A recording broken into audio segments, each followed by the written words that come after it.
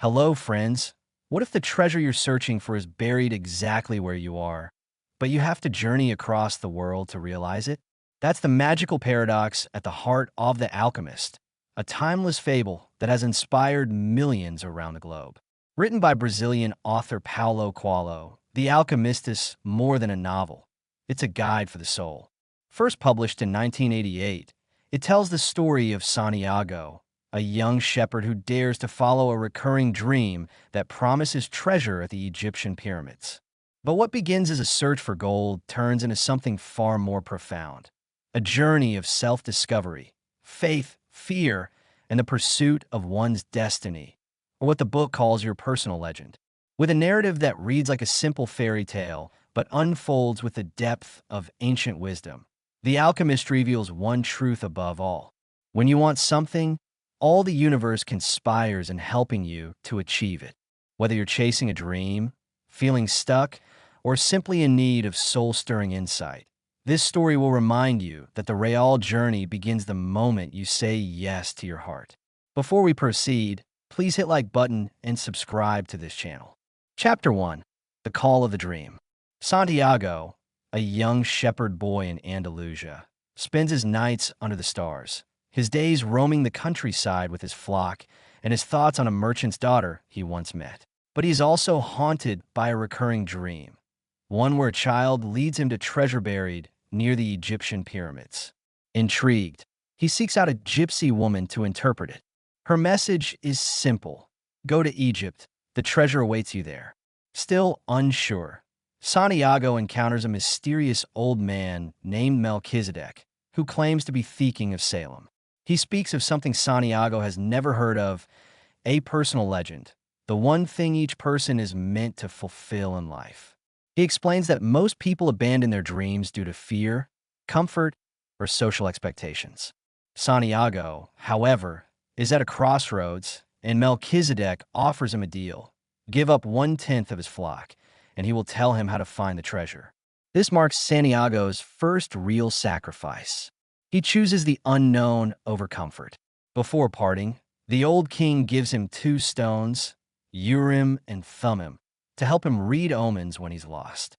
Santiago sails to Tangier in North Africa, filled with hope, but is soon tricked and robbed by a local swindler. Alone and penniless in a foreign land, he nearly gives up, but holding the stones and remembering Melchizedek's words, when you want something, all the universe conspires in helping you to achieve it, he shifts perspective. Rather than seeing himself as a victim, he embraces his identity as an adventurer, determined to keep going. Life lessons. Pursuing your dreams demands sacrifice, but it also awakens unseen forces in your favor. Even betrayal or failure can be a guide.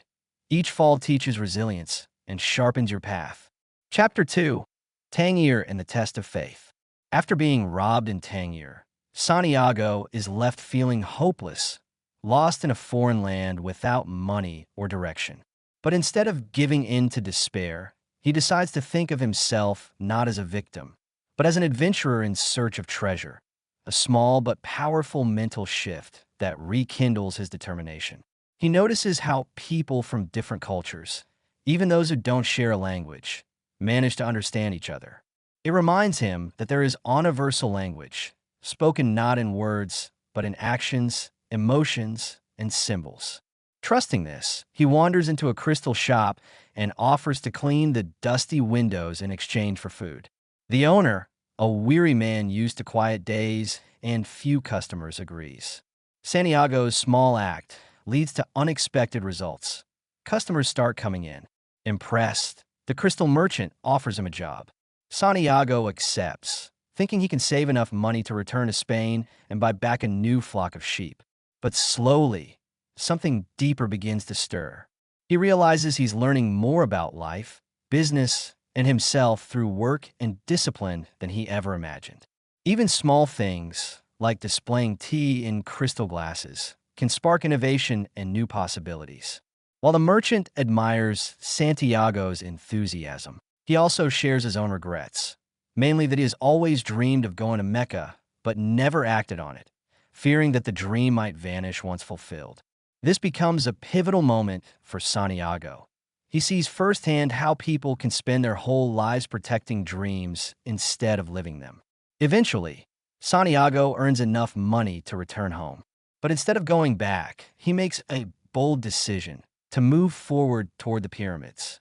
He realizes that the journey itself is shaping him, and that the treasure he seeks is more than just gold. It is personal growth, purpose, and self-discovery. Life lessons. A small step, taken with faith, can open big doors. Action creates momentum. Don't protect your dreams so much that you never pursue them. Regret is the cost of safety. Chapter 3. The Caravan and the Englishman. With his savings from the crystal shop, Santiago is ready to return to Spain. But something inside him resists. The safety of going back feels hollow. He's grown, changed, and tasted the excitement of listening to omens. Instead of returning, he joins a caravan headed toward the Egyptian pyramids, chasing the treasure from his dream. On this journey, he meets an Englishman who introduces him to the world of alchemy, the mystical science of turning lead into gold and discovering the masterwork, a combination of the philosopher's stone and the elixir of life. The Englishman believes all truth lies in books, while Santiago leans into intuition, watching for signs in the desert's wind, the stars, and silence. Their contrasting approaches offer a powerful insight. Both knowledge and experience are valuable, but over-reliance on one can blind us to the other. The Englishman reads without observing the desert. Santiago observes without being confined by text. He begins to understand the concept of the soul of the world, the idea that everything is interconnected, and that nature itself reveals truth when we are present and patient. As the caravan moves across the desert, the silence becomes its own kind of teacher. Santiago learns that staying true to the journey often means trusting without knowing and moving, even when the destination is far. Each grain of sand, each gust of wind, speaks in a silent language, the language of the world, and Santiago is slowly learning to listen. Life lessons. There are truths only experience can teach. Books are guides, but life is the real classroom. Trust the process. The journey itself is shaping you for the treasure you seek. Chapter 4. Al-Fayum and the Alchemist. The caravan finally reaches the oasis of Al-Fayum, a safe haven amidst the threats of tribal war in the desert. Santiago learns that oases are considered neutral zones where fighting is forbidden. The caravan halts here, and Santiago senses that something important is about to unfold. Soon, he meets Fatima, a young woman at a well, and instantly feels that he's found something even more valuable than the treasure he seeks: love. He believes she is part of his destiny. Their connection is immediate and deep. Fatima encourages him to continue his journey, insisting that true love never holds one back from fulfilling their personal legend. If it's true love, it will come back to you. Meanwhile, Santiago begins watching the desert more closely and one day receives a vision, a premonition of an attack on the oasis. Trusting the omens, he alerts the tribal chieftains. Though skeptical, they decide to prepare for war. When the attack actually occurs and is thwarted, Santiago is rewarded with gold and with the respect of those who now believe he's in touch with the divine. This event leads him to meet a powerful, mysterious figure, the Alchemist. He's a man of immense wisdom who seems to know exactly what Santiago is going through. The Alchemist confirms that Santiago must continue toward the pyramids, teaching him that the treasure he seeks is not just buried in the sand, but within himself. He warns that fear is the greatest obstacle on the path to one's destiny. The desert, the vision, Fatima, and now the Alchemist all become pieces of a larger puzzle that Santiago is learning to read through the language of the world. Life lessons. True love doesn't obstruct purpose, it strengthens it. Fear is the only thing that can stop you from becoming who you are meant to be. Chapter 5. The Journey with the Alchemist. Santiago begins his journey into the heart of the desert with the Alchemist by his side. Their path is filled with danger. Tribal wars are intensifying, and crossing the desert is perilous. But the Alchemist is calm, confident, and clear, Santiago must not turn back. This part of the journey is no longer just about reaching the pyramids. It's about transformation. As they ride together, the alchemist becomes more of a mentor than a guide. He speaks of the soul of the world, of listening to the heart, and of becoming one with the desert. He tells Santiago that when you're on the right path, you don't need to understand everything. You just need to trust. Santiago learns that a true alchemist transforms not just metals, but also himself. At night, they make camp under the stars. The alchemist urges Santiago to trust his instincts, not fear, and reminds him that his heart will try to avoid pain, often by making him give up on his dream. Santiago is taught to listen even when his heart is fearful, for it's through listening that one learns the truth. Your heart is alive. Keep listening to what it has to say. As they get closer to the pyramids, they're captured by a warring tribe. The alchemist tells their captors that Santiago is a powerful magician who can turn himself into the wind. Santiago is stunned. He's never done such a thing before. But the alchemist assures him it's possible if he truly understands the language of the world. Santiago is given 3 days to perform the miracle or be executed. The pressure is immense, but Santiago chooses to believe. He spends time contemplating the desert, the wind, and the sun. Finally, through deep communion with nature and spirit, he understands everything is one.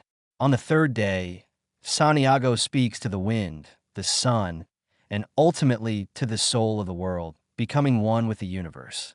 And miraculously, the wind rises and swirls around him, astonishing the tribe. He has become the wind, not by power, but by surrender. The captors release them in awe, but the alchemist tells Santiago their journey together must end here. Before parting, the alchemist performs the masterwork, turning lead into gold, and gives a portion to Santiago, a gift of both faith and proof. Life lessons.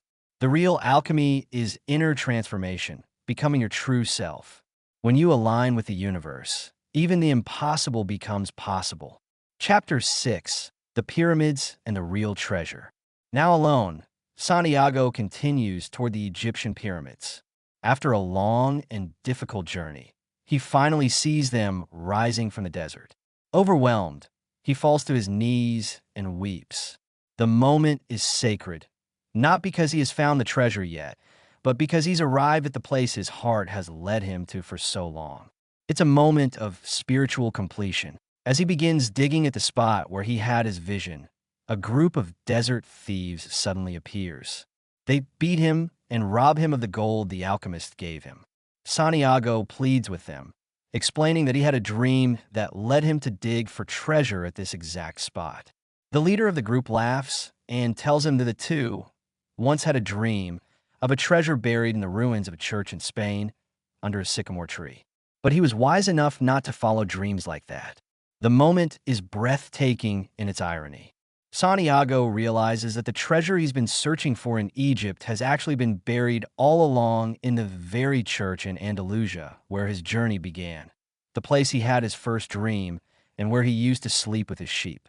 The treasure was real, but he had to make the entire journey, physically, emotionally, and spiritually, to be ready for it.